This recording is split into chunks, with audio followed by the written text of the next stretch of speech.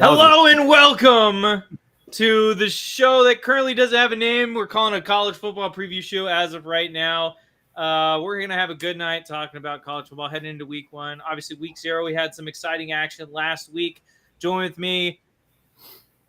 We have Phil Razor from Beerly Hockey. What a great guy. One of the best voices in the game, too. One of the best voices in the game. Wow, what a great guy. Phenomenal guy. That was incredible. That was one of the greatest things I've ever heard. Wow. That's great. Down on the bottom, just like his team's going to be all year long, it's Billy Kerry. That was rude. I mean, he can't get worse than last year, but, you know, I officially committed. It can always get worse. But FSU's never lost a game while I've been a fan of them. So, you know, gotta start somewhere. What's Alabama? You know, what's Alabama? They're nothing. I mean, have you seen what Castellanos been saying lately? They're nothing. I love it. Wait, what did he say? I didn't hear this. Oh, he's been it's been I feel like a month. He's just been talking about Bama's been nothing since Saban was there. What did he say lately? It's not the same. He's hyping them up a lot for a team that was terrible last year. Yeah, unfortunately.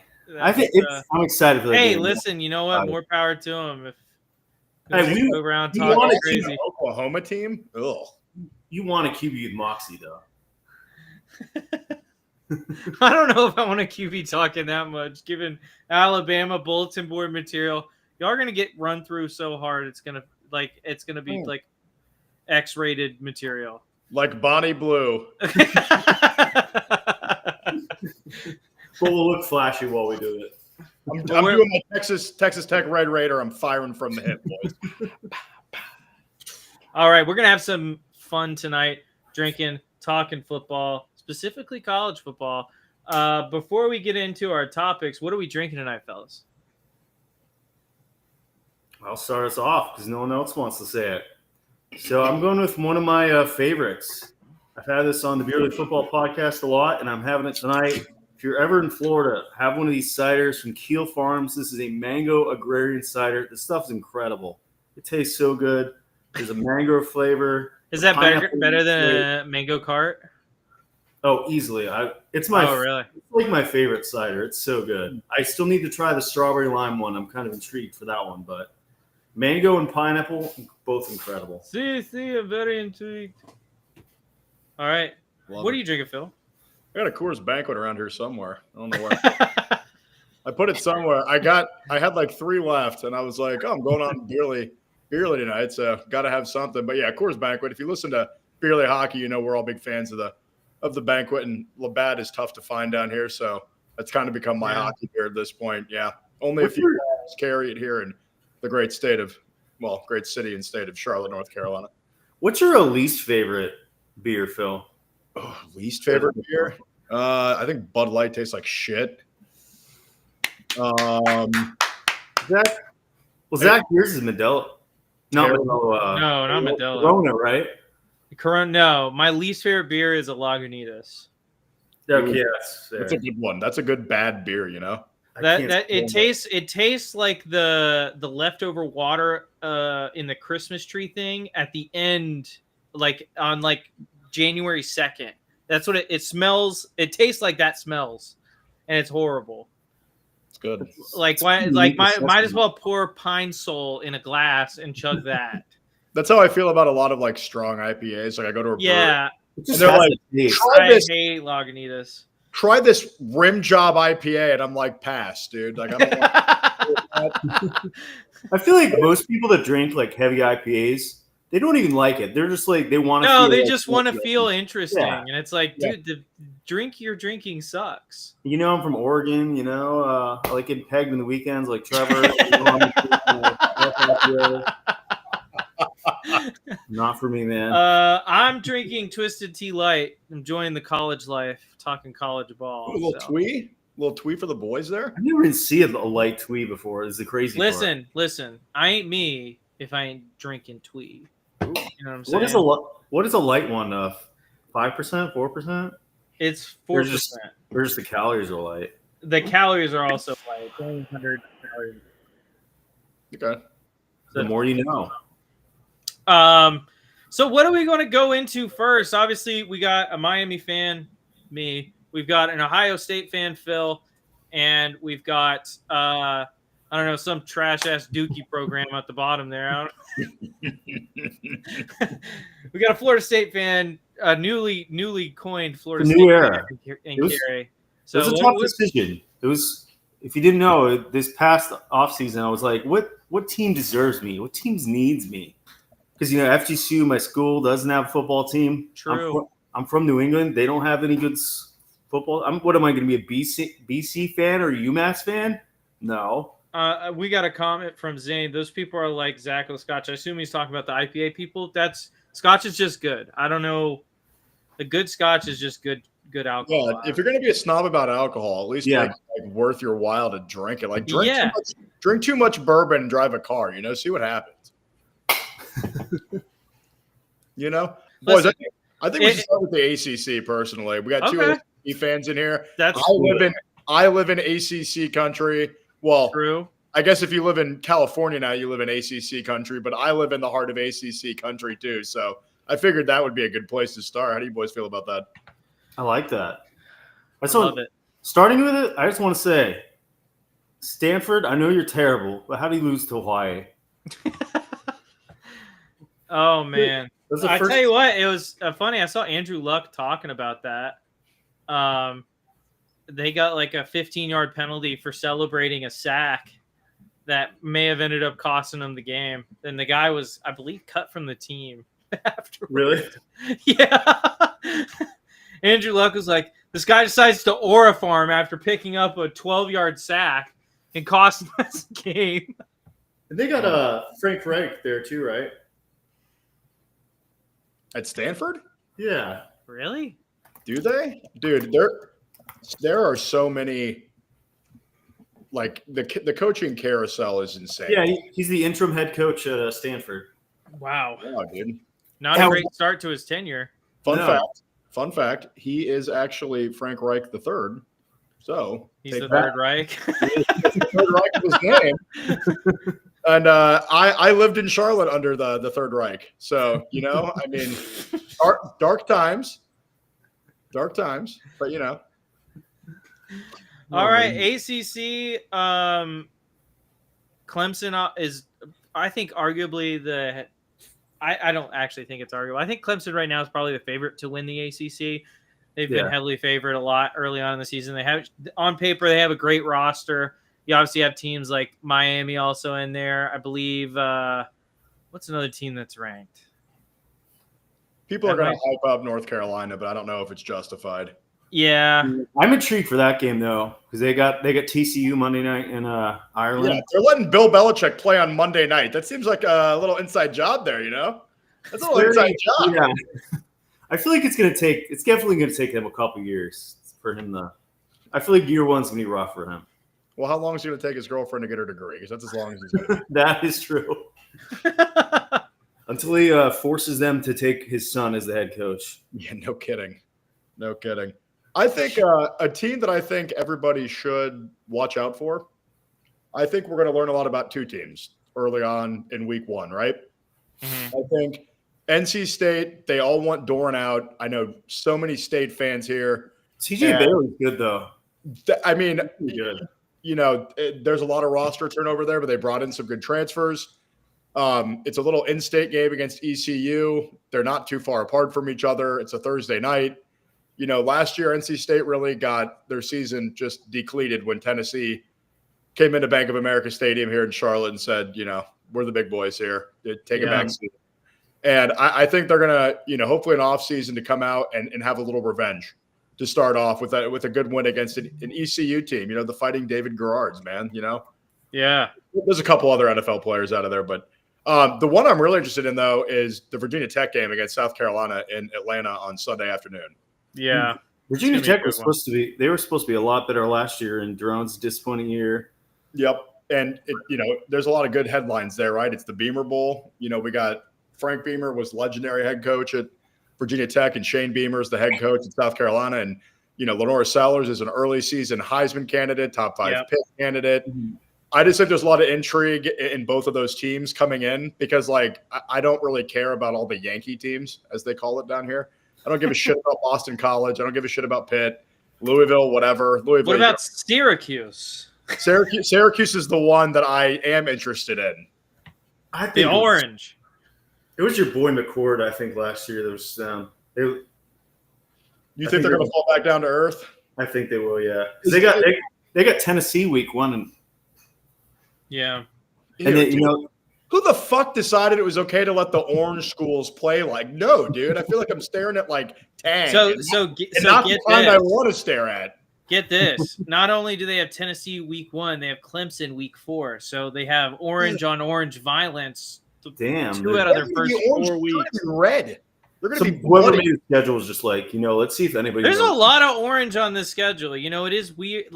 They only have 3 teams on their schedule that are orange, which isn't a lot, but it's strange that it happened 3 times. Yes. Orange is an underrated color for football. I personally agree. I got an orange golf polo to come in so I can wear it on Saturdays for Miami. But is there a single team in the northern part that we think is going to compete for this conference at all? For this conference? I kind of like Louisville. Okay. Miller I wouldn't really consider that northern last year, but you look at last couple of years, Louisville's brought in Plummer, and it was Chow. Was it Chow? Shuck. However you pronounce it. It's like sucking corn. But Brom's done a good job with developing these transfer quarterbacks. So I think Miller Moss will do well there. Also, the guy I loved last year, he won me a lot of money, and he's a very good running back. Isaac Brown for Louisville. Okay. He's pretty good. I feel like. What about? Is there any chance Pitt could make a run? They seem to be decent. I mean, they looked really good at the beginning of last year. Yeah. We got their schedule pulled up. You want me to pull up Pitt's schedule? Because I'm interested in that. Their schedule's pretty easy. Okay. I mean, their finishing schedule is tough, but they start at Duquesne, then Central Michigan, both of those at home. Then they travel to West Virginia. They should win that, but that's such an old, deep, hated rivalry. Yeah. Yeah. But then it's Louisville, Boston College, at Florida State, at Syracuse, at home against NC State, at Stanford. But then the last 3 games are going to be tough. They play Notre Dame, at Georgia Tech, and then against Miami and Pittsburgh. That's rough. That's a tough finish. 8-4 maybe. Like 8-4 is kind of what's sitting with me right now. Maybe 7-5. Yeah. What did they finish last? Were they 6-6? See, the crazy thing is, I could see them pretty easily starting like 6-0. Yeah. And then the wheels fall off. Yeah, and then the wheels fall off. Because I mean, like Syracuse is going to be interesting. NC State should be interesting. Are you forgetting Stanford? I think Pitt beats Stanford, but then Notre Dame, Georgia Tech, Miami. Are you forgetting about a game on October 11th for a certain team? Wow. I don't know if he's forgetting it. No, I said that they would beat Florida State. I said 6-0. Florida State is probably easily the most unpredictable team in this conference. They could be terrible. They could be a lot better. I don't think. Listen. They got a 4'11" guy playing quarterback. He's so small. You can't. I feel all right. I feel. Are they running the triple option down in Tallahassee this year? They running the wing T. You got Deuce Robinson, who's like 6'6" at wideout. So just got a short guy, just chuck it up. Robinson out there somewhere. It's like watching high school football, man. They also got one of the best names, I think, in college football as a receiver from Tennessee, Squirrel Wright. Ooh. Who would not want to have a kid named Squirrel? I think one of the best names I've heard in college football for a while was, I think it was DeColdis Johnson or something like that. Yeah. I saw one yesterday that was like D3. The guy's name was Indiana Jones. Yeah. Indiana Was he Jones. a quarterback? Please tell me he was a quarterback. He's a linebacker, I think. Well, I actually like that even a little bit more. But then there's the guy that went viral. Was it last year? Noah Nigga. That guy. That's not how you say it. That's not how you say it. My God, Kerry. What is it? You pronounce the K. Yeah. Kaniga. That is correct. Yeah. Jesus Christ, Kerry. Look at us canceled one weekend. Yeah. Yeah. The whole thing gets taken down. Just shut it down. Listen, it was just mispronunciation of the name, I swear. We're talking about a white linebacker who plays like D2 college ball, I think. Oh my God, Kerry, just off the road. You know, I'm never gonna be politically correct. That's accept it. Listen, it's evident every time we speak. That's true. Here's another team. I mean, Phil mentioned the other day, which I think could be a contender. Georgia Tech. If they had beaten Georgia last year in that huge overtime game, they would get a lot more conversation. 8 overtimes or whatever. Can I say something real quick about Georgia Tech? Let's do it. So first of all, they've won the SEC more often than half the teams in the SEC, and so is Tulane. So I think that's funny. That is pretty funny. Number 2, they have Haynes King. They no longer run that bullshit offense they used to run. Running the triple option at Georgia Tech is disgusting to me in the modern era. Like, that never should have happened.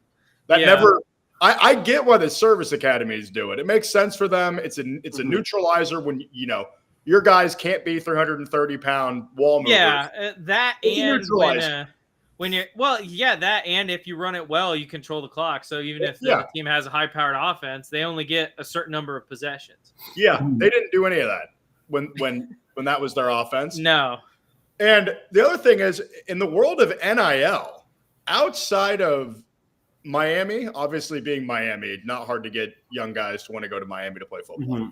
It's not hard to get people to want to go to Columbus, Ohio, or Tallahassee, Florida, with the brand recognition and the long-term success that they've had to go play there. Georgia Tech is in Atlanta. Yeah. How are they not better in the NIL, universe we live in? In the world of NIL, they should be out recruiting a lot of teams in the ACC. You would think so.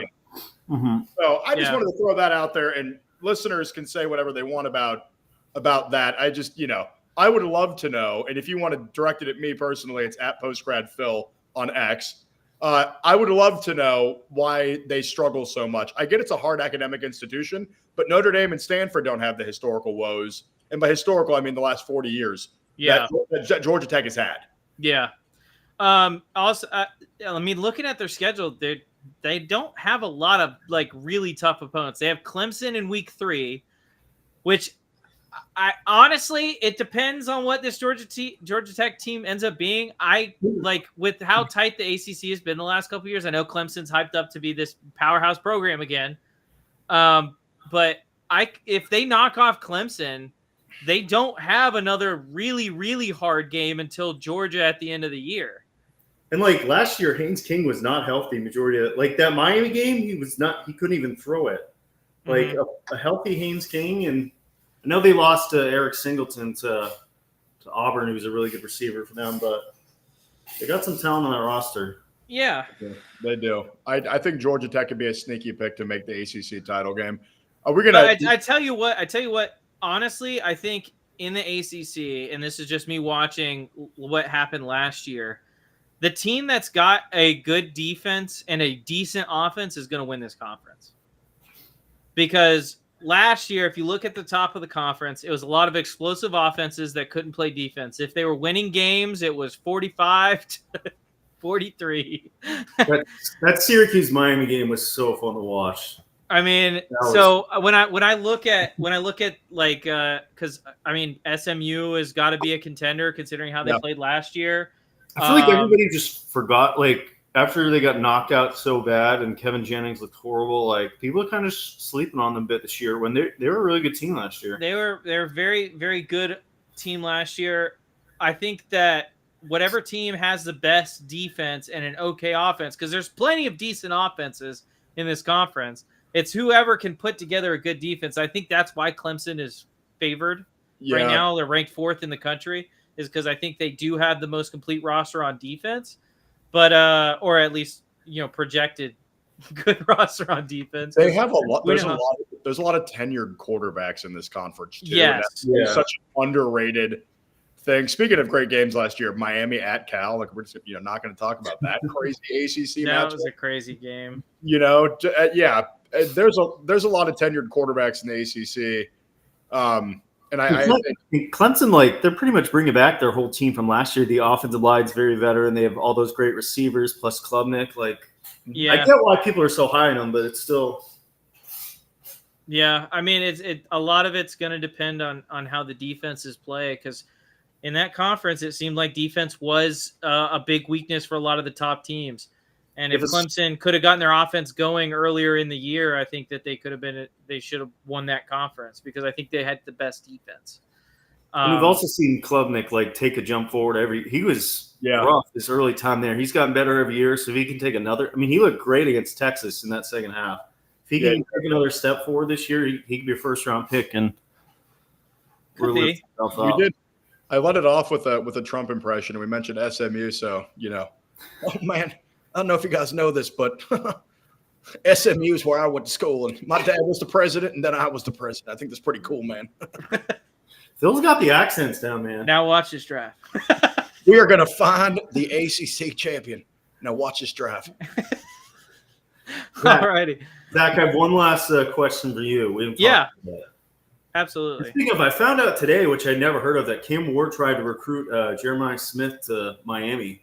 That they're good friends, and he thought he was going to come with him, but he did not. Ended up at Phil's baby boy school. What a shame. I know. All right. Well, you were a big Cam Ward guy last year. What are your thoughts on? I feel like you weren't a big Carson Beck guy before. Are you excited for him as a Miami fan, or? Well, listen. Considering what we had behind Cam Ward and Emory Williams. It was Emory Williams. Yeah. That's who it was. Emory Williams, I'm excited for Carson Beck to come to Miami. Emory Williams might be, I'm going to use an NFL comparison, Nathan Peterman levels of bad at throwing a football. Ooh. And I'm excited to have a guy who I have seen run a competent offense before. If you look at Georgia last season, they led all of college football in drops last year, and I think that really hurt his production. Because not only does he have to make the passes? He's got to worry about if his receivers are going to make the catch if he makes the pass. And I think Miami's receiving core is pretty decent this year, so I think we're going to be okay. Mm-hmm. I don't think he's Cam Ward levels of good, but considering what we had behind Cam Ward last year, I think that he's going to be just fine. Yeah, he's much better than what he had before Cam Ward. You don't have to watch Tyler Van Dyke anymore. TBD, baby. Or Brad Kaya, Stephen Morris, Ja'Cory Harris. I can go on and on. So you guys want to Terry Rozier, not Terry Rozier. Oh, I remember him. Malik Rozier. That's what that guy. Yeah. So you want it? How about each of us pick one Heisman? If we had to pick one Heisman player from this conference, and who's most likely to be in the playoffs? If you had to pick a team, Clemson, Cade Klubnik. There you go. Bob's your uncle. Easy. I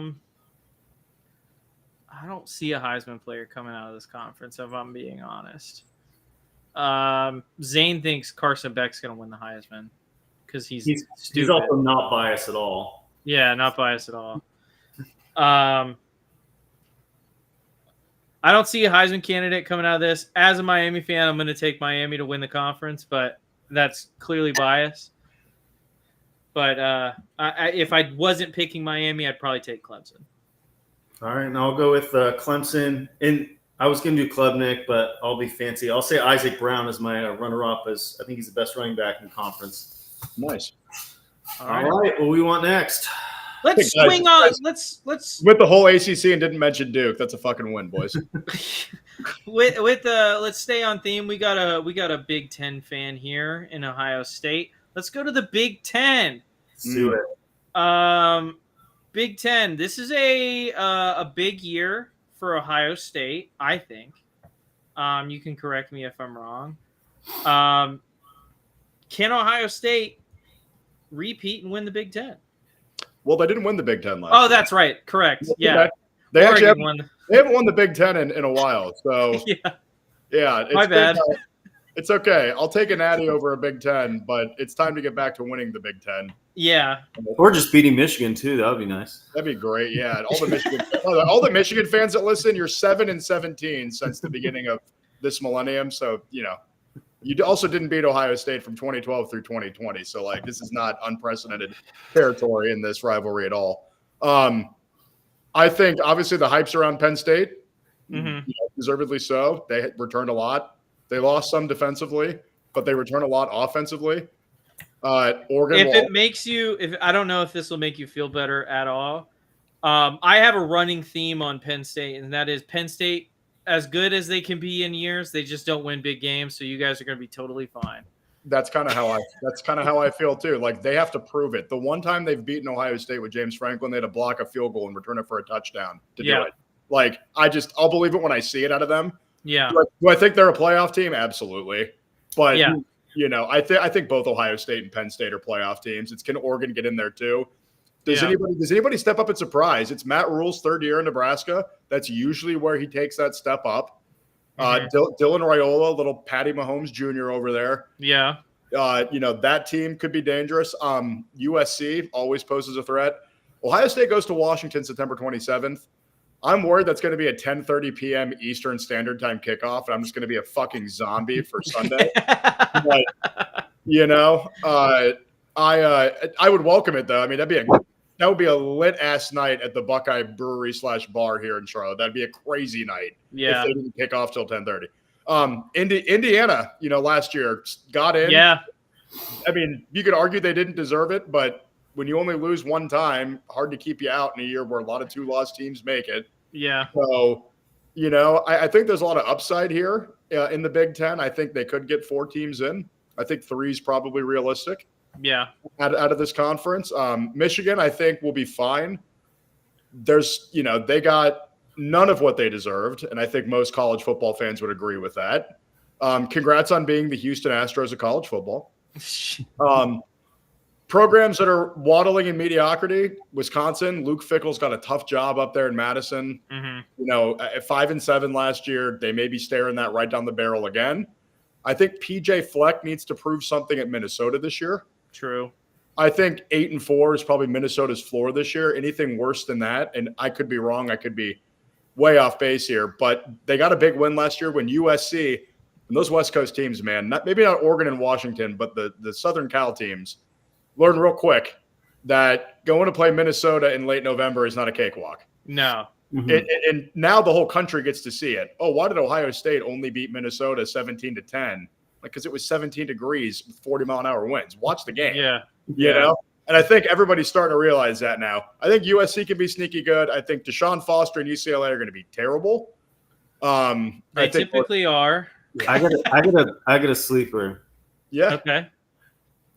What are we thinking on the team that is going to win every week 10-7, but now they might have an actual quarterback? The Iowa Hawkeyes. They're going to be terrible again. Gronowski was really good at South Dakota State. He's the best quarterback they've had in a while. You know their defense is going I to mean, be good. that's like I could put a toddler behind center and they'd be the best quarterback. But they've had imagine, in a like, their while. defense is top tier every year. If they had a competent quarterback, Iowa's It's more than just the quarterback. They haven't had weapons. They've had a couple good running backs. They always But have tight ends, though. They and always They always have tight ends, and and a they good always O-line have an too. okay running back. But at the end of the day, if you can't stretch the field vertically, guys, I mean, they'll just play it tight. They'll play it close to the line of scrimmage. They'll take away the middle of the field. I have a personal shout out, by the way, from Iowa. I used to work at Sports Talk radio station in Columbus, 97.1 The Fan. Was good friends with Jim Lachey, who calls the Buckeye games on the radio. He won a Super Bowl with the Redskins, Buckeye first rounder. His son got drafted like 253rd as a tight end out of Iowa. Big shout out That's awesome. Congrats to Luke. Congrats to Luke on getting drafted. Don't know if he survived all the cuts today. Didn't want to look and see his name. So hopefully he's made the Houston Texans as a tight end or special team or whatever. But I just wanted to give that shout out. What's up? Do you want to know? Yeah. Tell me. He didn't make it. He did not make it. He'll probably a practice squad guy, though. Well, hopefully he's on a practice squad somewhere. I mean, journey's just beginning for that young man. But I mean, any Iowa tight end's gonna be good. So great family, great kid. Just wanted to shout that out. We're talking about Iowa tight ends there. Yeah, boys, we haven't talked about Illinois yet. They beat South Carolina last year in that contentious bowl game, and now they come into the season 12th. I don't I get hate Brett Bielema. If Brett Bielema has no enemies, it means I'm dead. And they brought back like majority of the roster from last year. Yeah. But it's Illinois. But I know they play the Buckeyes on my brother's wedding day. My brother's getting married out in Arizona, and he can't get married till 6 Pacific time, so 9 Eastern. So as long as it's not a night game, we'll be able to watch the whole thing, which is really his main concern on his wedding day. So Most important thing on the wedding day For sure. is that. But Illinois is like one of those teams, man. And I don't know if anybody has their schedule pulled up, but I can do it. But, they come into the season with a lot of hype. You beat that South Carolina team last year, and we'll get to the SEC. They had LSU beat and Alabama beat, and they're in the fucking playoff. They have a pretty easy schedule. They do. They take on number 20 Indiana in Indiana in week 4, and then Ohio State, and that's pretty much it for tough games. They're not going to. I feel like at worst 9 wins, maybe.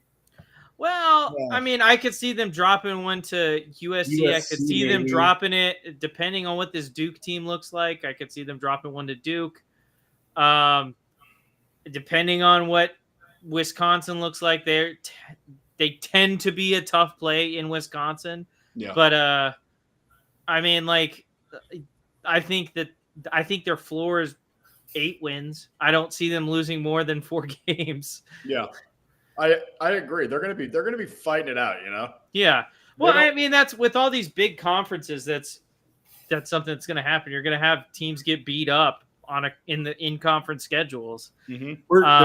There's not going to have Indiana's from last year where they can cakewalk, lose to Ohio State, but walk right into the playoff. Mm-hmm. Yeah. I mean, Indiana, I was looking at their schedule a second ago.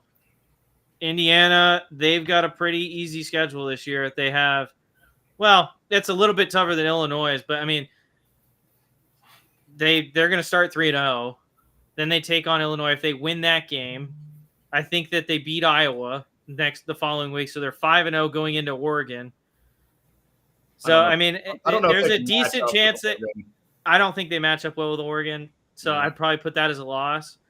What do you guys feel about Oregon this year? Do you think Dan Lanning works magic with Dante Moore? Or do you think it's going to be a bit of a step down from this? I think Dan Lanning is. You can't doubt him, though. No, I think Dan Lanning might be the most underrated coach in college football. I actually agree with that. I actually agree with that. Like, his team was the only team to go undefeated last year. And I think he's done an incredible job. He's out of the Saban tree. Like, it's all there. Mm-hmm. You know, and I want to know if they can keep him, because I think he was probably the lead for that Bama job, and he went, I'm not following the legend. And Kalen DeBoer went, dude, I started low-level college football. I accept the challenge. Yeah. And I think Kalen DeBoer is going to be there for a handful of years. I don't know if they ever win anything serious with him, and then that's where Dan Lanning goes, all right, I'll come to Tuscaloosa. That's fair. That's it, yeah. Oregon can pay you, but to me, Oregon is, until they win a national championship, they will always be a novelty school to me. They are uniform first, game second. Not the players, not the coaching staff, just they're in the mind of college football. Yes, their aura, aura as a whole is what I'm referring to. They're all flash, no bang. Yes, there we go. I like that. I think that Washington team is going to be sneaky too. I don't know how good they'll be, but 8-4 is probably the floor for them too. Yeah, what's his name? Williams, the guy that came in last year for Will Rogers, and he looked pretty good. He started for them this year. That's the first Buckeye game of the year that, where I'm like, because realistically they play Texas week 1, and that is what it is, and we'll talk about that. But, when it comes to conference games, right, you can lose your big non-conference game now, and it doesn't really affect you at all. And if you only play one of them, the Texas game, a bunch of undetermines there. By Washington, we'll know what kind of team they both are on September 27th. I think that'll be a fun matchup. Definitely. Yeah. All right, I got a question for Phil. Zach, I don't know if you know, is a known Drew Aller hater. He's never been a fan, not a guy. I want to hear your thoughts on Drew Aller. And I would say, obviously he had Warren, but that receiving group, as Zach said with Georgia, this receiving group, how many catches did they have? Didn't they have like 1 or 0 catches in that playoff loss? Yeah. They have a terrible receiving group. They brought in 3 big transfers this year. What do you think about Drew Aller this year? Do you think he's reached his limit, or do you think he can take another step forward? I want to see him do it when it matters. I think Drew Aller now has the weight of an entire top 10 fan base on his shoulders. Are you the guy or not? Like, can you go out there and rip it? Can you go out there and, because that pick he threw against Notre Dame was brutal. Yeah, it was horrible. That was brutal, and that's the lasting impression of the offseason for everybody on Drew Aller. Yeah. I think the talent is there for him. It's just it's the same. To me, he's white Anthony Richardson. Yeah. He's got the size. He's got the arm. He's relatively mobile. But, I just don't see anything that leads me to believe that, he's the guy. You know what I'm saying? It's the same thing I said about Anthony Richardson coming out of college. I was like, I have seen literally nothing from this guy that shows me he could run an NFL offense. And I was shocked when the Colts took him in the first round. Because I was like, this is a project guy. This is a guy that needs 3 or 4 years to develop before he could be a solid starter in the NFL. And they went ahead and put him on the field right away. And we saw how that turned out. He got hurt, and then he got hurt again. And then he got hurt again because he can't learn how to slide. And he's taking hits from NFL linebackers, and it's different from taking hits from college linebackers. Yeah. I would say and then he subbed himself out of a game, and he subbed himself out of a game because he got tired. He got real tired. But we did see Aller make a pretty good jump last year from the year before. So he has. Listen. My thing is, you got to show me something. But he's the perfect quarterback for Franklin, though. Got to underwhelm you in the big games, beat out. He's just a bigger version of Sean Clifford. Yeah, there you go. Christian Hackenberg. Who was the other guy? Hackenberg. There was another guy. Trace McSorley. McSorley. That's the guy I was thinking Trace of. McSorley. Throw it on a dime. that fucking TikTok song from years ago where they try to make it relevant. Trace McSorley in his one NFL start for the Arizona Cardinals on Christmas night against Tom Brady. Yeah. Yep. Oh man, what an incredible time to be alive. Oh my goodness. Yeah. If that's all for the Big Ten, we're gonna go ahead and go to ESPN's favorite conference. No, hold on. We gotta pick winners and Heisman. Oh, sorry. You're good. I gotta. I'll let y'all go first. So say a high, and then if there's a couple teams you think will make the playoffs, just say whoever you're. Okay. I think. I was gonna say let y'all go first, but I guess it's the Big Ten, so I will. Yeah, let him go. It's his boys. It's fair.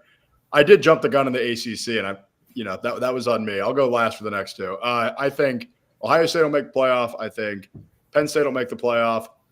I do think Oregon will make it. I think they might be the 10-2 team that makes it this year instead of the other two. They may be. Well, one of them might be 10-2 or 11-2, but they'll probably go 10-2. I think there may be a sneaky fourth team because I think the SEC might beat itself up again, like it likes to do. Mm-hmm. So if there is a sneaky fourth team, maybe this is finally the year they get in. Maybe USC finally makes that jump. They finally make that jump and they get in. They have a great, good 10-2 year, and we get Lincoln Riley back in the college football playoff. I don't know if it's going to happen for him. I also will say honorable mention Matt Rule in Nebraska. Maybe they get in as like that 11 seed. Maybe they make the jump this year too. So those are mine. Heisman, everybody's going to say probably one of two names for the Heisman. So I'm going to pick a fun one. I'm going to go with Caleb Downs on Ohio State, man. Okay. Have a defensive player back-to-back years. The fact that you just have Jeremiah Smith on offense and Downs on defense is like, can you get any better than that? Well, that's why I left it available for someone else to take JJ. So, yeah. And I tell you what, I'm gonna make a conference. I'm gonna make some interesting picks for the playoff. I do think Ohio State gets in the playoff. I'm gonna go a little crazy here. And I'm gonna say Penn State. Purdue Boilermakers, Zach's favorite team. No, not Purdue. I do have a Purdue hoodie. But I'm not going Purdue. I'm gonna say there's 4 teams, and I think those 4 teams are gonna be Ohio State, Penn State, and then I'm gonna go Minnesota and Indiana. Ooh. And I think you see an Oregon team just kind of get beat up, lose a couple 1-score games this year, and they drop to Indiana and to Minnesota, and 1 loss Indiana, 1 loss Minnesota, both get in the playoff. Oh, I love it. Damn. That's wild. I love it, though. Because here's the thing. If they drop those 2 games and then Penn State beats them, they're a 9-3 team without a win against a ranked opponent. Well, it's true. Yeah, it's a good point. No love for Illinois over there. No. I just listen. I really wanted Indiana to play well last year. I was saying if they won their college football playoff game, I was going to buy an Indiana hoodie. Respect. That means they would have beat Notre Dame, which I'd have been fine with. I would have loved that so much. Oh America my God, would have loved that, honestly. I hate Notre Dame so much. All right, for me, I'll go with the easy big 3 is my first 3. Ohio State, Penn State, and Oregon all making it. And then for number 4, I'm going to say a team starting with an I is going to make it. Indiana, Iowa, or Illinois. One of those 3 I schools is going to get in. See, 4 from the Big Ten. 4. Which I think, you know what? This is a little controversial. Close your ears, ESPN. I think the Big Ten is probably the best conference in college football. Back-to-back national champions. Does anybody have a Heisman pick that isn't Jeremiah Smith? I say Drew Aller. I actually don't think the Heisman winner comes out of the Big Ten. Okay. I think it comes out of the SEC, which we'll talk about here in a moment. But I feel like we're going to see. I mean, Jeremiah Smith, I think, is the best bet out of the Big Ten to win the Heisman. I feel like we're going to see one of these like quarterbacks from a mid-tier school, like Raiola or who else? What's the guy? What's the USC guy's name? Malava. Yeah. Like I feel like we're going to see one of those guys, maybe not win it, but be in the conversation out of nowhere. Yeah, I like that. Alrighty. Now to the SEC, ESPN's favorite conference. Dixieland Delight. This is a conference that tends to beat itself up year after year after year, and especially in a 12-team playoff, it's tough because you could have some 3-loss teams that have a win against one of the teams that's lost to the other 3, and it gets kind of confusing. You saw that happen last year. We had a couple 3-loss teams not get in when they felt like they should have. How do you guys think the SEC shapes up this year? Obviously, you have the big names. You have the Crimson Tide. You have the Georgia Bulldogs. But what kind of sleeper teams are you looking at? I like sleeper teams. I was going to read off Alabama's schedule here because I am so ready for them to go 7-5. Can I read this off? Yeah, go. Go. I'm not trying to hijack the segment. You go right on ahead. At Florida State. Okay, that's probably a win, but you don't know. Then they host Louisiana Monroe. I believe Saban lost to them or one of the other Louisiana schools in his first year. Wisconsin comes to town. Probably a win, but okay. Yeah. Then they go to Georgia, L. Vanderbilt comes there. Who knows? Vanderbilt beat them last year. They go to Missouri. That is not easy. Tennessee comes to town. Not easy. They go to South Carolina. Not easy. Rough. LSU comes to town. Not easy. Oklahoma comes to town. Not easy. Then they play Eastern Illinois before they play Auburn. In the Iron Bowl, which they have a tendency to be the favorites and lose. They could go 6-6. Yeah. Right. They could also be 11-1, and we're all just dead wrong. But yeah, would it be on call for if they go 6-6? Could DeBoer be gone?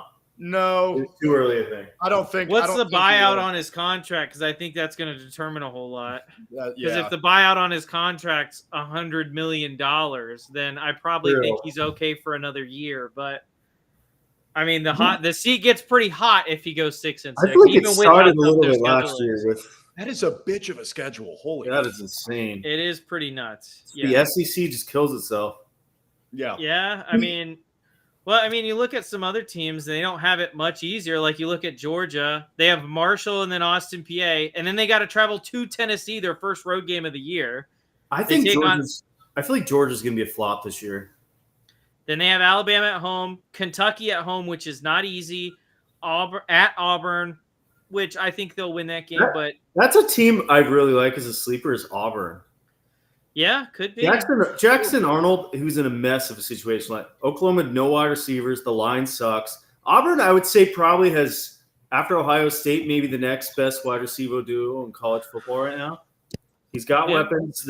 Auburn defense will be good. I think, obviously, the SEC is such a tough conference, but I think Auburn's going to be a. But I mean, you could legitimately see Georgia go 8-4 this year, and they actually didn't play bad, but their schedule's tough.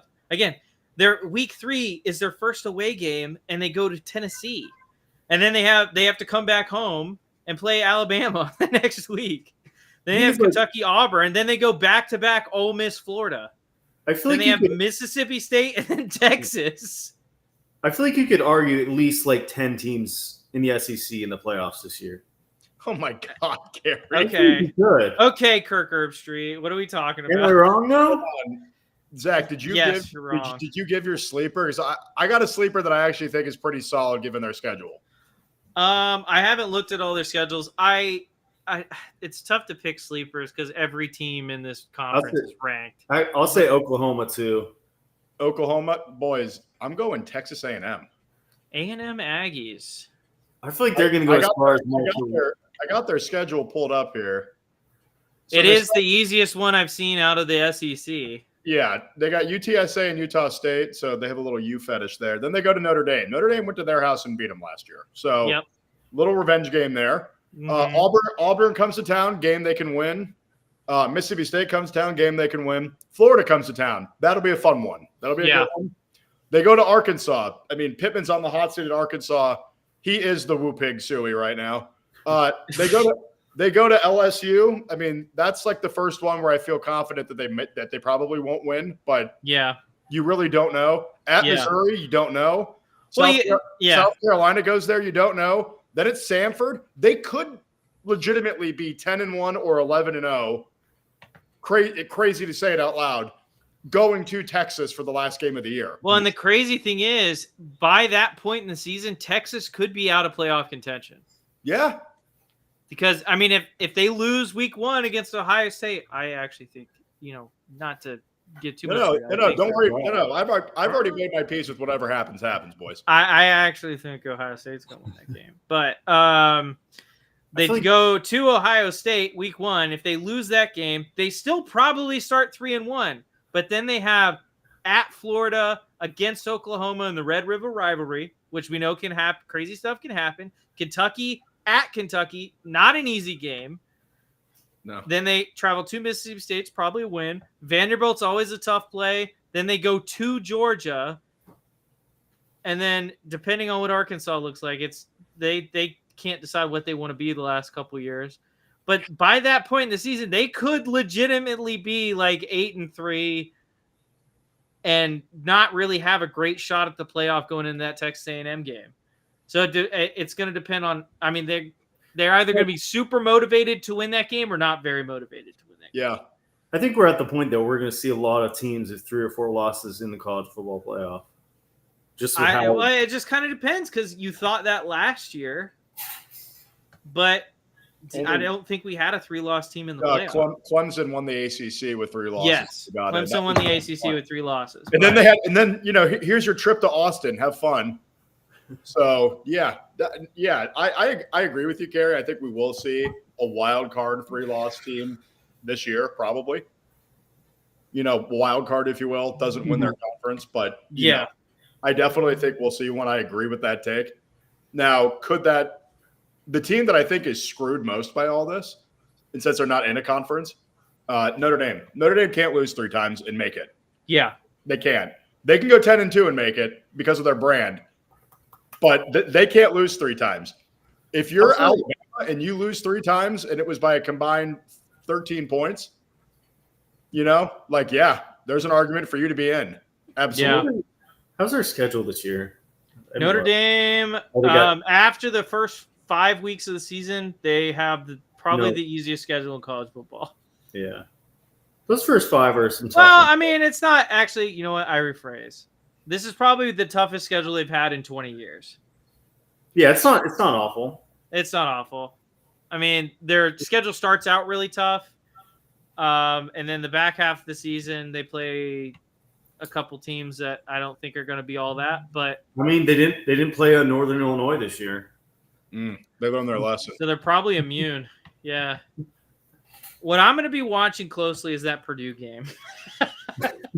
Oh, my God. Because it's a game they for sure should win, but they might just lose. Because they just tend to do that every year. Just lose a game they definitely should win. Zach, what are your thoughts on the Gators this year? I know Trevor's not here to Trevor is not here to backlash me. I think listen, I'm going to say this, and I'm going to be very, very clear about it. I think DJ Lagway is a very good college quarterback. I think he is getting to the point where it's way too overhyped. I think he is a good college quarterback. I do not think he is the best quarterback in the country. I don't think he's the best quarterback in the conference. He's a very, very good athlete. He's got a great arm, but I don't know if he's the best quarterback in the conference. I don't even know if he's the best quarterback that the Gators have had in the last 20 years. So it's like people think that DJ Lagway being the starter is going to turn this program around. He might, but I think that it's way too early to determine that.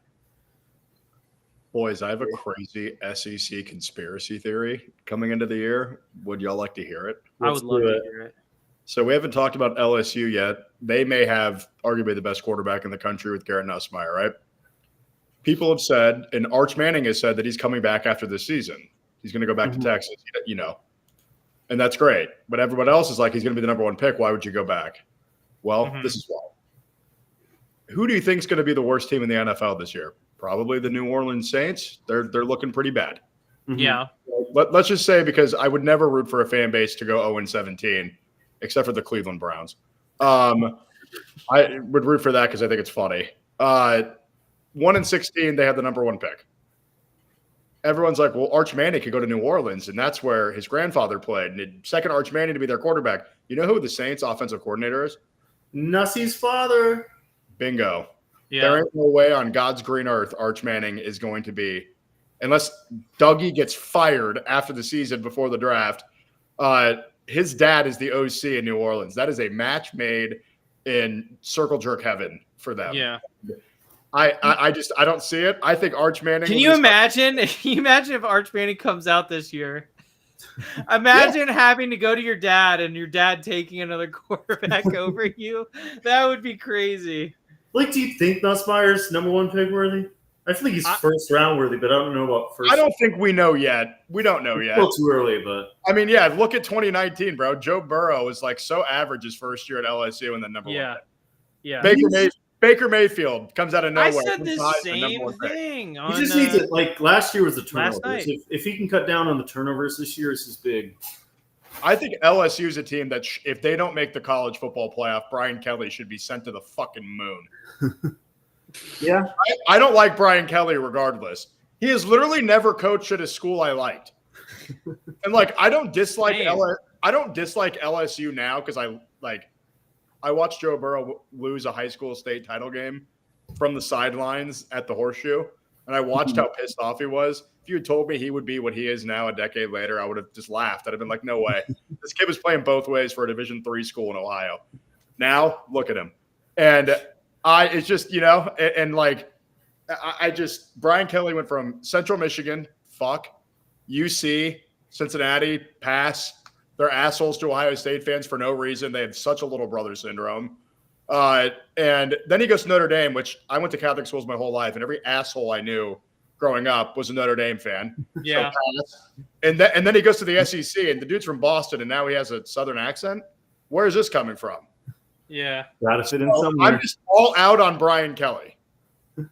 Yeah. But I think I'm not Brian Kelly's biggest fan, you could say. I gotta hear me out for the SEC. Okay, hear me out. Don't immediately yell at me. Ole Miss anyone? Hear me out. Missouri wins the SEC. No.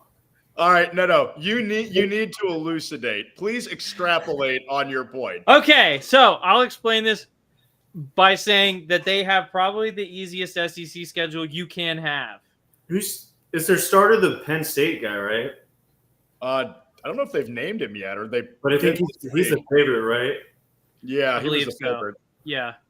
So they open up with Central Arkansas, Kansas, and Louisiana Lafayette. The Raging Kansas is a tough out, though. Kansas can be a tough out, but let's say they win that game. And let's say they get lucky and win a couple one-score games throughout the year. They only play in the SEC. They play South Carolina, Alabama, Texas A&M, and Oklahoma. I don't think they could beat any. But of those. they don't play. They don't play Georgia. They don't play Texas. They don't play a couple of those other big schools that are a problem. They play SEC schools that are beatable, that are ranked currently. They could go 10-2 with that, but man, that is a tall task. No, Zach, that's a very tempered take. Like, that's not bad.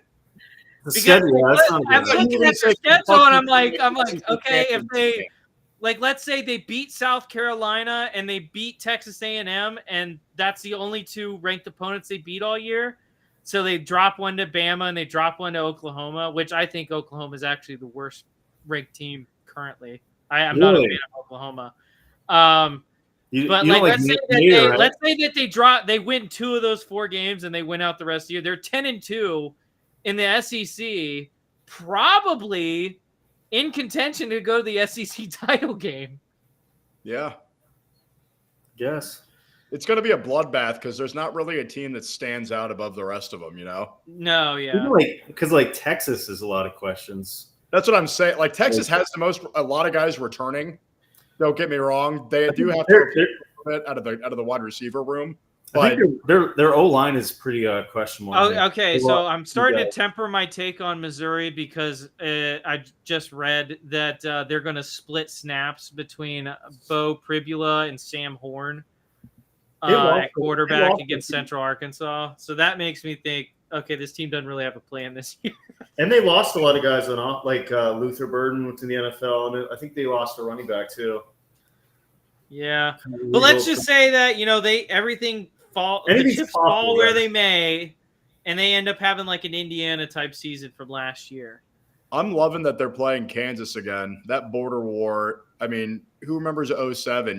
What was Todd Reesing against Chase Daniel when they were both like top 5? And what a year for the Big 12 that was. Yeah. And then you had like Texas Tech the next year. Yeah, dude, I'm glad they brought that rivalry back. That's a rivalry that needs to happen. There's a lot of history between those two. A lot of history there. Yeah. A lot of history, a lot of dark history, not good history between. A lot of history that you'd rather not get too much into detail. Kerry will. Kerry's down. Kerry, are you an Eisenhower? Are you an Eisenhower guy or a Truman guy? That's gonna tell me all I need to know. Excuse me.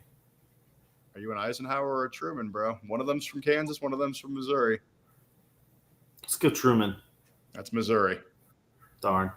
Yeah. Oh, so Missouri's going undefeated. They're winning the SEC and getting knocked out first round of the playoffs. Let's do that. By Boise State. Yeah. All right, I'm going to ask each. I'm going to go through these top teams for this one. You say playoff or no playoff? Texas. Playoff. Actually, I'm going to be different. No playoff for Texas this year. Georgia. Playoff. No playoff. Playoff. Alabama. No playoff. Playoff. Tennessee. No playoff. I'm going to say playoff for Tennessee. No playoff. Ooh, God, I hope they have to go up north again. Texas A&M. Playoff. I'm going to say no playoff. No playoff. Ole Miss. No playoff. No playoff. Lane Who's Kiffin's your quarterback this year? Simmons. He came in. He looked really good that drive he came in last year when Dart was hurt. No, I'm going to say playoff, and that's the third team from the SEC. And he's young though. He's like, because he came in when he was like 17 or 18. Yeah, he's young. What did he come in? The program? Yeah. Okay. But they got him when he was like super young. Oh, Zach. I was not looking. South Carolina. I'm gonna say playoff. Oh, I lied. Take out Ole Miss, put in South Carolina. That's what I'm saying. Playoff too, boys. I have to. I have so many friends here in Charlotte that went to USC, and that's what they call it. So I have to call it that when I refer to them. That went there. A lot of Cox fans here. Got to root for the Gamecocks this year. I am going to be going down for the Alabama-South Carolina game on October 25th. Buckeye bye week. So that matches up well. It's about 80 miles from us. I'm going to go get me some SEC tailgate loving. It's going to be a great time. That's going to be awesome. All right, LSU. No. Playoff. Yeah, I'm saying no. Florida? No. And then Oklahoma? No. No. All right, no. I think I had four there. I had 3. 1, 2. Yeah. All right, and then Heisman. I think the reason I'm putting South Carolina in is because I think Lenore Sellers has got a pretty good shot at winning the Heisman this year. I agree. I think he's my favorite player to watch. I think he is my favorite player this year. I think there's a good chance we see him go as the number 1 pick. Also, there is a decent chance. Yeah. I'm going to be different here. I'm going to say Garrett Nussmeier. You know, he has an incredible, much like Jaden Daniels did at LSU, 9-3, no playoff, no SEC title game, but stupid numbers. It's definitely going to happen. All right, we ready for the conference nobody knows what's going on in? Death. At the conference of death. Arizona State. What else is there to talk about? Sam Levitt. I love Sam Levitt, though. They lost Scatabo, though. You know, they don't have that swagger. He's already hurt with the Giants, too. I have a coworker who's a Giants fan. He's like, this fucking white running back's already injured. Kansas is going to be interesting to watch this year. You always got to be careful about those Mormons from BYU. They're starting a true freshman quarterback. Yeah, that. Can't have premarital sex. Might have How thrown did these away. guys get loose before the game? No booze, no sex. Might have thrown away their playoff hopes with that. You went to You say that they're going to soak and marinate in it? How about the big spenders? Texas Tech. They spent all that. Yeah, Texas Tech spent about $18 trillion to bring guys in through the portal. Currently ranked 23rd. They don't have a tough schedule at all. I think Texas Tech's got a good shot. But here's the thing, like Kerry said, this is the conference of death. There is no single team in this conference that stands head and shoulders above the others. Nope.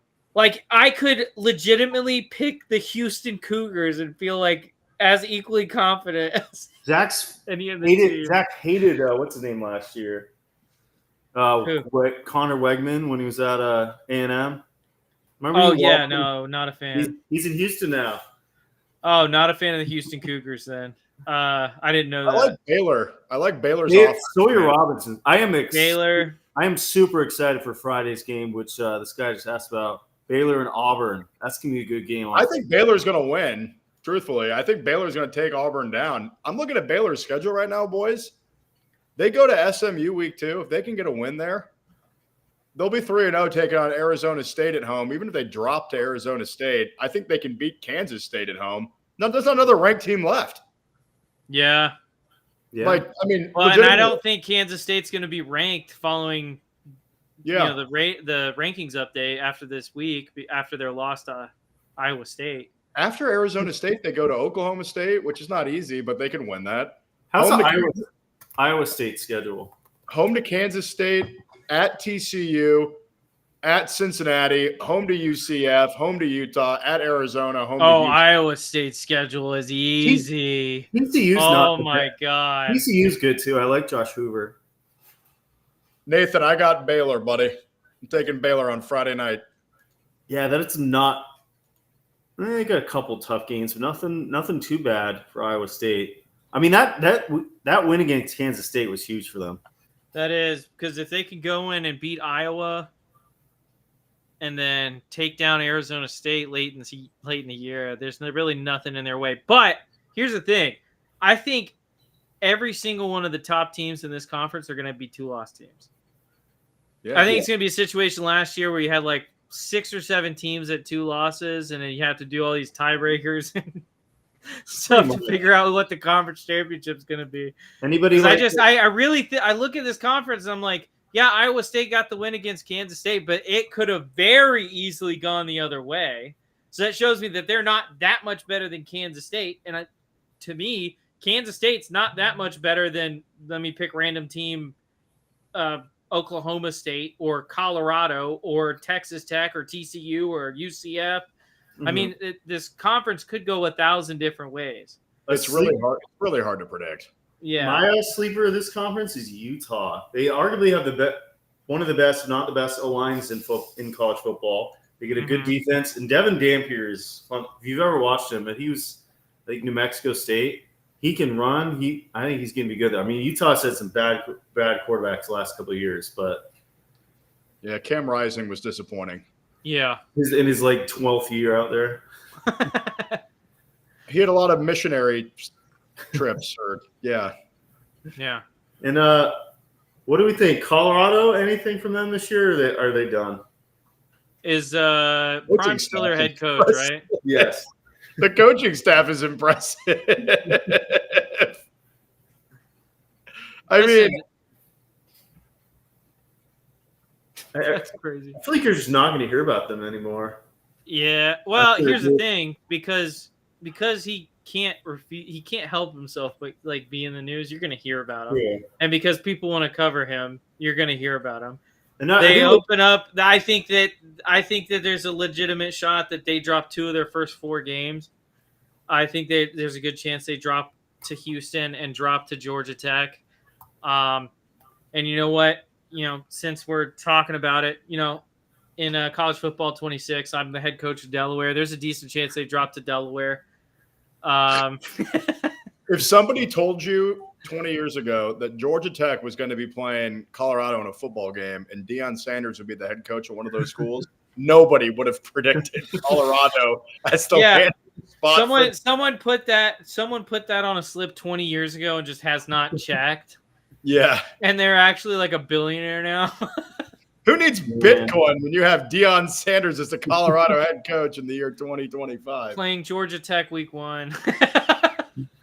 Damn. Yeah, but man. I mean, I honestly, I think this Colorado team this year, I think they're going to be bad. I think this is actually one of the teams I don't think has a shot at winning this conference. Sure. Yeah. I think I'm just going to go with Arizona State again. They look. So who is their quarterback this year? Sam Levitt, same guy as last year. Arizona State or Colorado? Colorado. Oh, I see. Arizona State. Sorry. Caden Salter. They just named him. They got from Liberty. Yeah, Caden Salter. Because they have the freshman too. That's supposed to be Lewis. But well, hey, listen, he's got a sub 50 QBR, so he's probably good.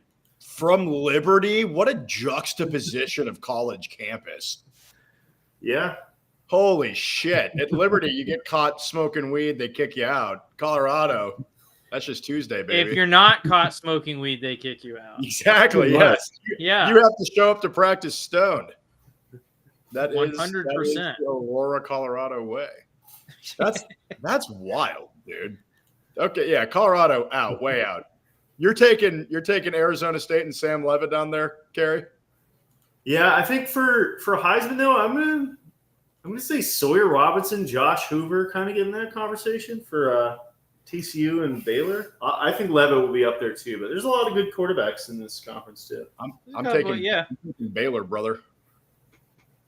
Baylor. I'm gonna ride with the Baylor Bears. The Baylor Bears, RG3. He's back as an analyst somewhere. He's hobbling. He's making dick jokes and doing other shit, but. All right, so we want to go through week 1 games. Give our predictions. Yeah, let's. Here, I'll call out the games. We're gonna start. Phil. Mm-hmm. Saturday night. We're Saturday at noon. Saturday at noon. Wow. Yeah. Are there no Thursday or Friday games you want to go over first? I mean, we can. No. I was looking at the big games, but let's do it. No, big games only. Big games only. Wait, big games only. How about Friday? Georgia Tech, Colorado. I think we all said Georgia Tech, right? Give me Georgia Tech. Yeah. And Auburn, Baylor. Baylor. Give me Baylor. Yeah. How about Nebraska, Cincinnati on Thursday? Give me Nebraska. That's pretty much it for. All right. Ohio State, Texas in Columbus. Number 1 versus number 3. This is a big game for Phil. He said he's already accepted whatever outcome happens. Where do you think this game's leaning? Ohio State currently favored by 2.5. I think this game will be very interesting. Arch Manning has made starts in college and Julian Sayin has not. That being said, I think Quinn Ewers was hurt to all get out through that playoff run, and they didn't go to Arch Manning for a reason. That's my honest opinion on what was going on down there. I think this is a big year for Steve Sarkisian. I think it is there for him to win a national championship, and they got very close last year. If it wasn't for Jack Sawyer, who knows what happens on that 4th down play. So I already told all my Texas friends, if Ohio State goes 1-1 against Texas in 2025, I'm glad the win was the semifinal, not the first game of the year. Yeah. So I was at the Ohio State-Texas game in 2005 when Vince Young broke my heart on a deep ball to Limas Swede. I was there with my father. I was 13 years old. I think the Buckeyes exact revenge, and they get a slim 3-point win over the Texas Longhorns in this game. Okay. I think Julian Sayin's just young and dumb enough, baby. Go out there and let it fly.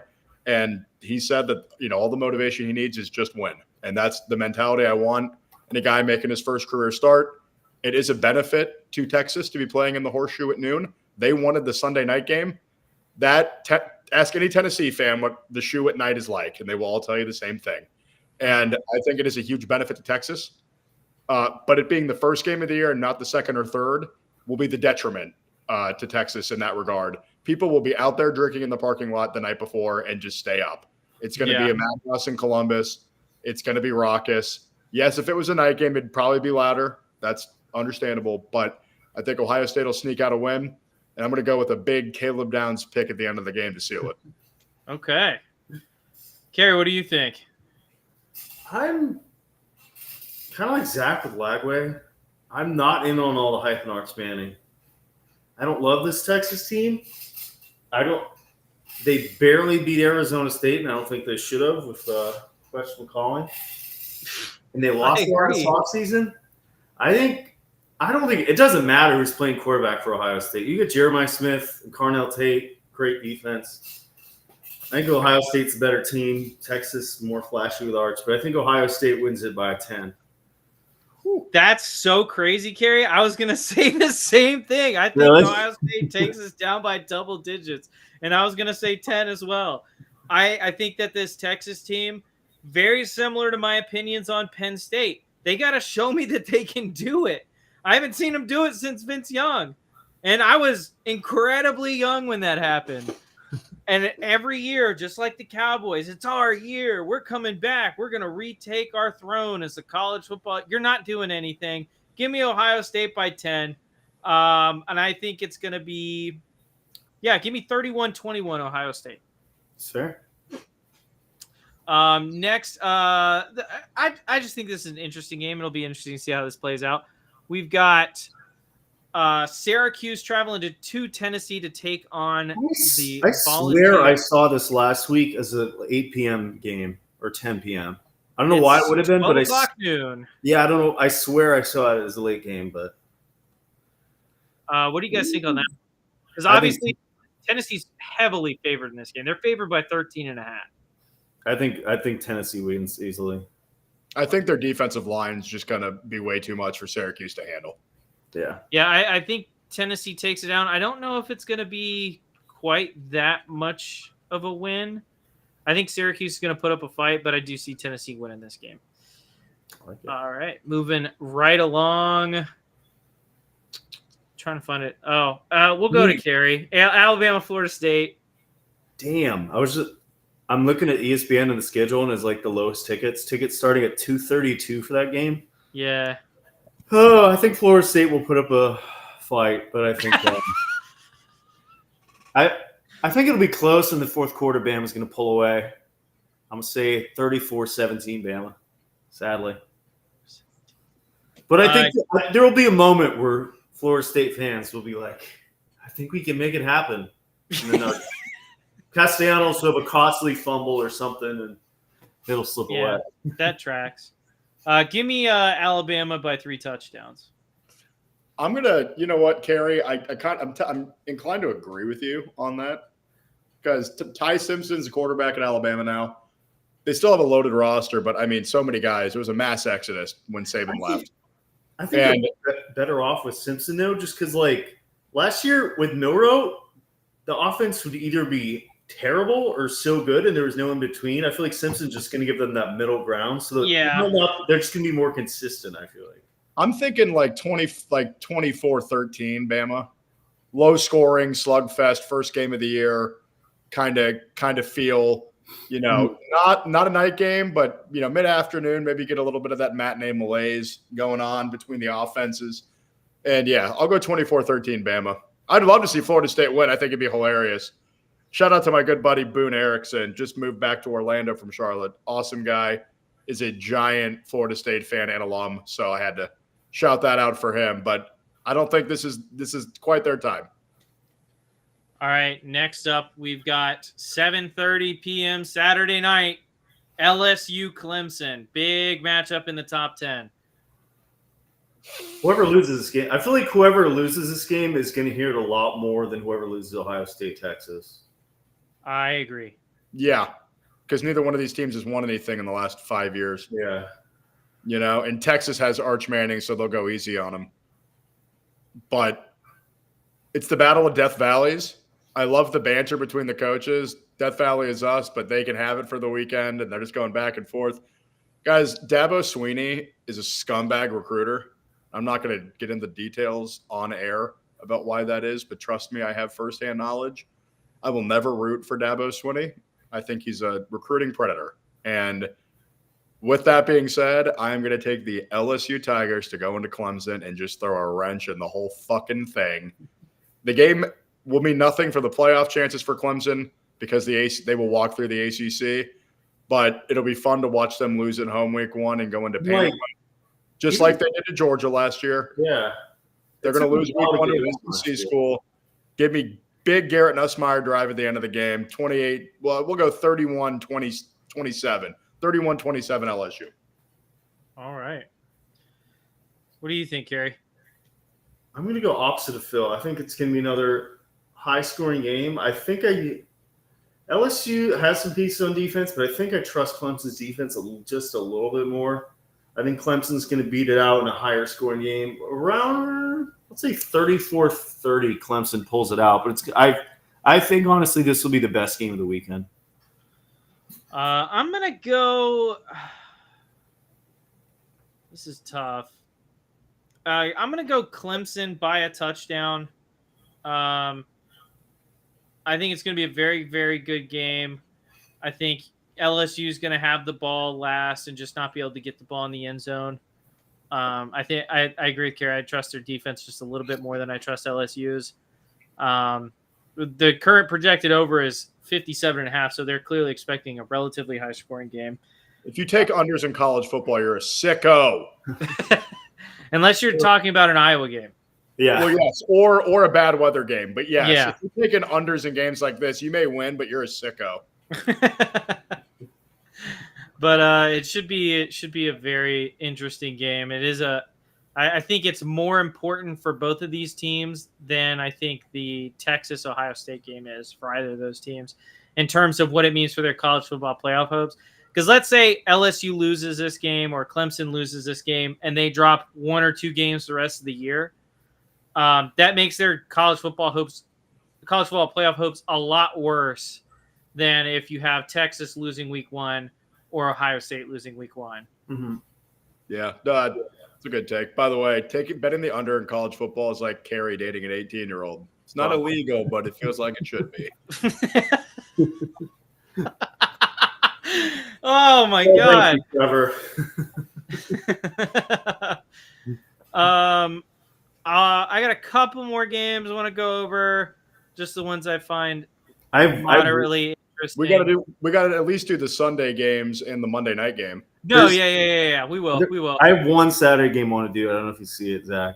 But I'm looking at Utah, UCLA. Yeah, that one. That's a good game. Ooh.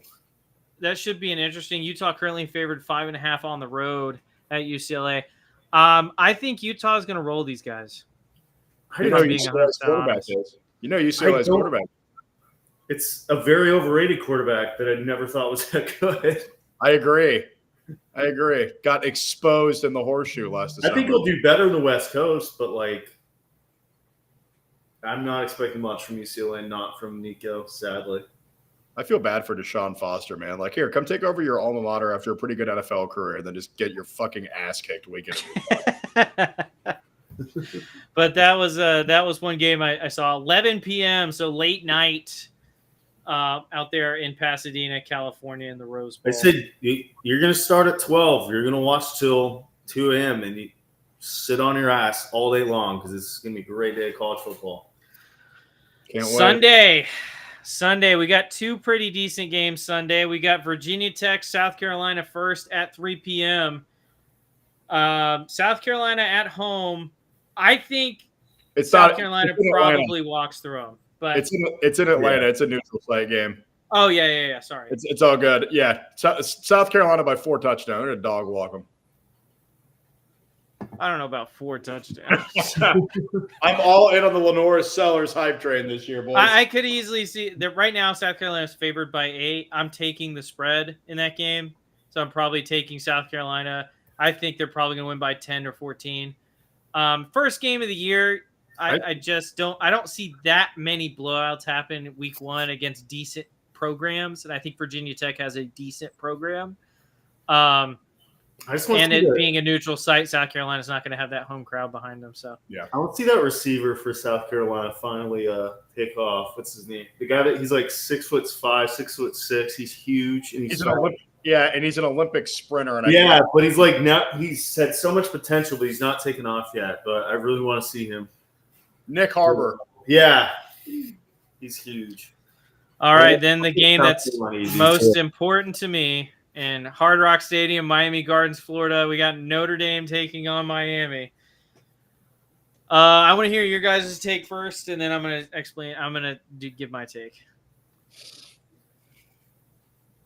It's a tough one, actually. I feel like I'll go first. Okay. Notre Dame's defense is good. Miami, I don't know. Did they add a lot from last year, Zach? Our offensive line should be one of the best in college football. Our defensive line is going to be one of the best in college football. The secondary last year, when I was looking, I was like, why is our secondary so shitty? We were starting 3 freshmen in the secondary. So those guys got a year of experience. Now, as Thanos says, I don't know if I'd call failure experience, but they do have another year under their belt. It'll be interesting to see how that ends up panning out for them. I think that the defense will be better than it was last year. Although Notre Dame's offense outside their running game doesn't really scare me that much. But they're not going to throw though. Jeremiah Love is a dog, but that's like their dog. Yeah, Jadarian Price is good too. True. But they didn't throw it all last year But I think Carson Beck's going to have a pretty good amount of time in the pocket to throw the ball. It's just going to depend on if the receivers can get open against Notre Dame secondary. I think we're either going to see a great game from Carson Beck or a terrible game, and I'm not sure which. Are the Cavinder twins going to be there? Because that'll determine if they broke up, didn't they? That's why. That's what I'm saying. And they got fake boobs now. Yeah, and then didn't he leave her for like a big booty Latina? I don't know. I just heard he cheated on her. I don't know. Dude, moves to Miami one time. But I mean, honestly, who could blame him? You know, win in Rome.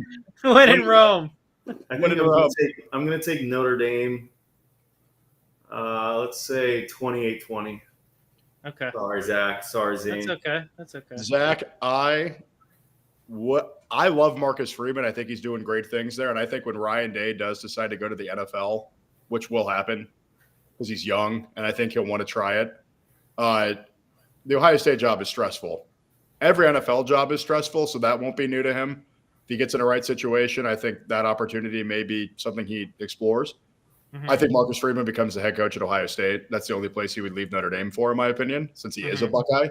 Yeah. That being said, that is the only respect I have for the University of Notre Dame.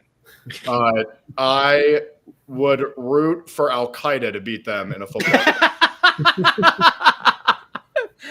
My kind of guy. And I am taking the Miami Hurricanes to win. I'm going to go with kind of a barn burner. I'm going to go like 34-31, like a good little field goal kind of game, Yeah. Just two different types. Like Miami wants that high scoring game. Notre Dame wants that low scoring run the ball. Yeah, Notre Dame definitely wants to keep this game under 30 points. Especially with a freshman quarterback in his first start. Yeah. I'm gonna go with Miami. Obviously, I'm biased. I hate Notre Dame, and I'm very similar to Phil. I'd root for almost anyone to beat Notre Dame. I hate Notre Dame.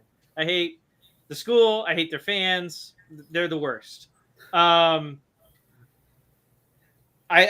actually, you know what? I do like their head coach. I do like Marcus Freeman. But again, like Phil said, the only respect I have for that school is I think that their coach is pretty good. My hope is that the defense can play well enough that the offense can do what I expect them to do this year. For that reason, I'm going to say I think Miami wins this game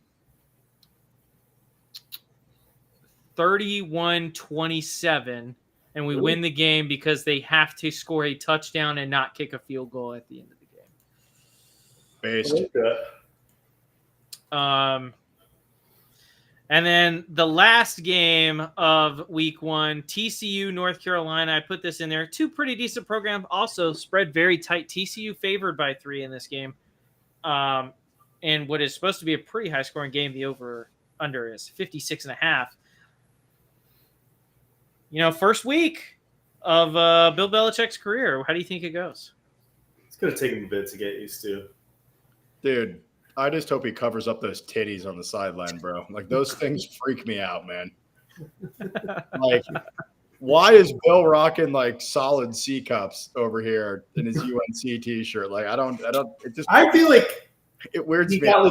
I feel like he got abducted and, like, he's just a completely different person. Because this is not the same guy like we saw 5 years ago in New England. It's just like he's having his midlife crisis and just, like, started dating a 17-year-old. The NC State fans. He has a personality now. The NC State fans have already printed T-shirts that say "Time to take down Billy Bitch Tits," and I think that's in my life. Oh man, this guy has 6 Super Bowls, and now he's a walking meme. Yeah, I just. That one. I don't know if you saw the Sunday conversation with Caleb Presley with Tom Brady. One of the funniest things I've ever heard. Clips.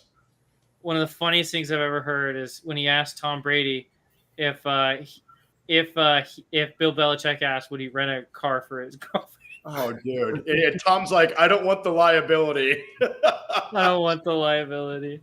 Yeah, that's. Oh my god! I think TCU will win.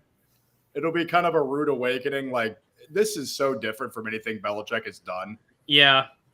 Here's the thing. I think that this is probably the only game this week that I would feel okay taking the under on. Really? I don't think it gets to 56.5. I could see this being like a 21-24 game. It's like TCU never is good defense. But Bill Belichick doesn't know how to run an offense. He probably got like a special teams coordinator from Delaware University. No, it's what's his name? His OC is oh my god, he's a failed NFL head coach. Cliff Kingsbury. No. There's so many Freddie of them. Kitchens. It's Freddie Kitchens. That's who.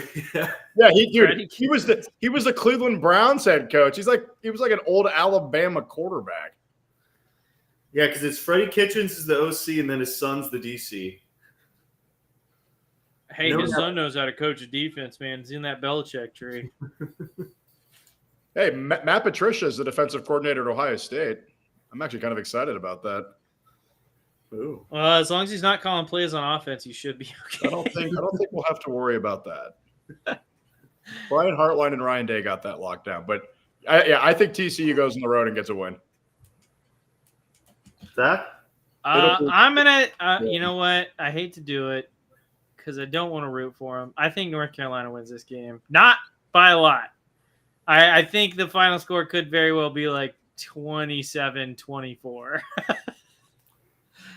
But I think North Carolina walks out with a W. One thing, it's also in Chapel Hill. Chapel Hill is going to be rowdy. I feel like there's definitely going to be a way to get in Belichick's head. Just have a bunch of underage women at every game.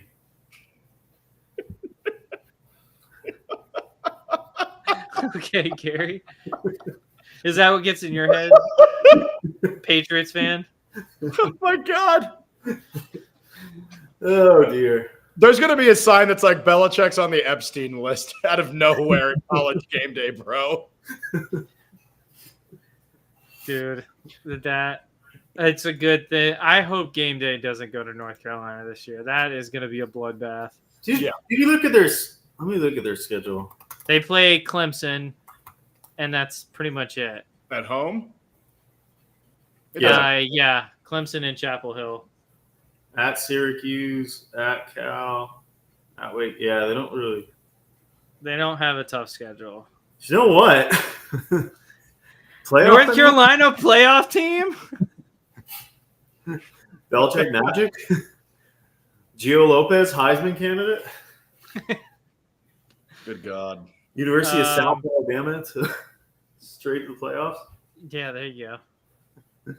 But I think that's all we have for this episode of whatever the show ends up being if we continue it. Week 1's going to be exciting stuff. I'm so happy football is back. The off season was fun in some ways, but also in some ways it was torture. So I'm glad that, the torture's over. I can finally, watch football, which is one of my favorite things to do. Zach, would you say you're more hyped for week 1 of the NFL or week 1 of college? I feel like the college matchups are better. The college matchups are better than the NFL matchups. College because it's first. True. Yeah. College because it's first. Also, the torture never ends for Kerry. That guy's definitely into your little CBT. You know what I'm saying? Excuse me. That guy over there. Can I give a final thought to my alma mater? Because I am proud of them for their non-conference schedule. Let's hear it. Everybody should schedule like this. The Ohio University Bobcats, the reigning MAC champions. There's Parker Navarro. At Rutgers, at West Virginia, at Ohio State. Wow. I love that. I love it. That's like 2 Big Ten teams, and then you play another Appalachian team in West Virginia. If they were playing App State this year, they'd have the Appalachian trio there. And yeah. Big shout out to the Ohio University Bobcats for challenging themselves before they get into the MAC, into MAC play. It's like USF, I'm going to see the game on Thursday. They have Boise State, Florida, and Miami, their first 3. Respect. Yeah. You Do you never think know. repeat? Do you think Ohio repeats as the action champions? The MAC is less predictable than the Big 12, man. Anything is possible when you talk about the MAC. There could be a team that's predicted to go. Well, I can tell you one thing: Kent State's going to suck ass, but everything else is wildly unpredictable in the MAC. You never know who's going to step up or what transfer. Because guys that transfer down. We talk about all the transfers up. Or transfer adjacents. We don't talk about the guys that are third string at schools like Texas Tech, and then they end up the starting quarterback at Northern Illinois, and you're like, I never heard of this guy. Mm-hmm. But he was a 3-star coming out of high school, just never got won the job there, and now he's at Northern Illinois, and the game's coming easy to him. So you really don't know what to expect. So let me report back after watching a little action here for the first month. And then I'll let you know kind of how it's shaping up, because right now I can't properly give a prediction. That's fair. But I'm hoping it's the Bobcats. And last one, does anyone have any group of 5 playoff predictions? I feel like Boise State's obviously the leader right now, but Tulane got Retzlaff. Tulane was pretty good last year. Yeah, Tulane was pretty good. They kind of collapsed late in the year, right? 1949 SEC champion, Tulane, Green Wave. I think because they lost, 3 last year. Something like that. I think so. I'm trying to think of another good group of 5 team that could. Navy Army always last year. They were. I would love that. I mean, Navy Army. Boise, obviously, they were be there. Hawaii. They beat Stanford. Come on, Hawaii. Yeah. Hawaii. The Rainbow Warriors. Very high on UNLV, and they did not look good against Idaho State. They were favored to win that game by 30, and they won by 3? Yeah. Yes. Yeah. That was. They're playing. I saw that and I was like, oh boy, they almost they almost got run out of the stadium. They're playing early. that crappy quarterback from Michigan, or whatever, Alex. Oh yeah, Orgy. No, it's pronounced Orgy. Really? Yeah, because it's a fuck fest when he's out there on the field. I think they're switching off quarterbacks too, because they have the Colandria they got from Virginia, and they were like switching off every drive. I think. Dude, imagine going to UNLV. Yeah, Alex Orgy went 3 for 3 for 19 yards. No, sorry, 3 for 3. I think he ran a bit yards. too. And he had 6 carries for 34 yards. God, dude. UNLV would be a great place to go. But Anthony Colandria went 15 of 21 for 195, 1 touchdown, and then also went 13 carries for 93 Shoo. yards. I guess they got a little change of pace in their orgy. Apparently. It is what it is there, boys. It is what it is. Oh, he's from St. Wow. Pete. Anthony Excuse me. Colandria. Wait, there's Italians down there? Apparently, They're all dude. from New York.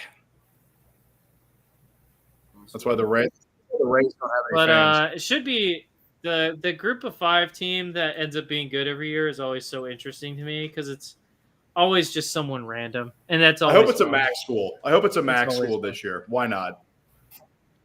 Ohio. Yeah, why not? Us. Hey, can I plug Barely Hockey at the end here? Is that okay? Hey, if Yeah, you guys absolutely. enjoyed this rendition of my dulcet tones, make sure you check out the Beerly Hockey podcast. We'll be coming to you live starting in September when we do our division breakdown. So if you are a hockey fan who've always wanted to get into a little puck, we keep it fun. We do some analytics. We keep it light, though. A lot of league news. The NHL is becoming more dramatic over the years, which is great. Kind of get out there in the press a little more. So if you are interested in hockey, make sure you check out Beerly Hockey, where podcasts are available. We also have an Instagram account at Beerly Hockey. You can also follow me at PostgradPhil, and then we have 2 other regulars. That's Aaron Kinney and Nate McBride. And we also have a fourth member this year, new guy, my boy Taz Valoria. Shout out Taz. He lives in Denver. We need a West Coast correspondent. We got Taz. He'll be able to hop on whenever he can. Give us a little update on what happens on the West Coast. Because unlike football, when you talk college football in the NFL, it's once a week, right? It's easy to follow up, watch highlights. Very difficult when you've watched hockey all night and at 10:30 p.m. you're like, do I really want to watch the San Jose Sharks play the Vancouver Canucks right now? No, I'm going to fall the fuck asleep. So, that's where we need a little West Coast correspondent to help us. So if that sounds interesting to you, make sure you check us out. And I want to thank you guys for having me on. And Phil, I feel like we need to hear absolutely. some voice one more time because that was incredible. Listen, if you're not listening to the Beerly Hockey podcast, I don't know what you're doing because those guys are the best. They're American guys, unlike those other hockey podcasts. They're all Canadian. They're our neighbors, but they're not ours. These guys are ours. They're only ours. Great guys. Make sure you give them a listen. Incredible. Incredible. Obviously, me and Kerry both on Beerly Football. We'll have a more regular schedule coming now that we are in the heart of the start of the NFL season. And then if you're interested in golf, we just had the Tour Championship Ryder Cup coming soon, which is always a fun sporting event to watch. And if you want to keep up with that. True.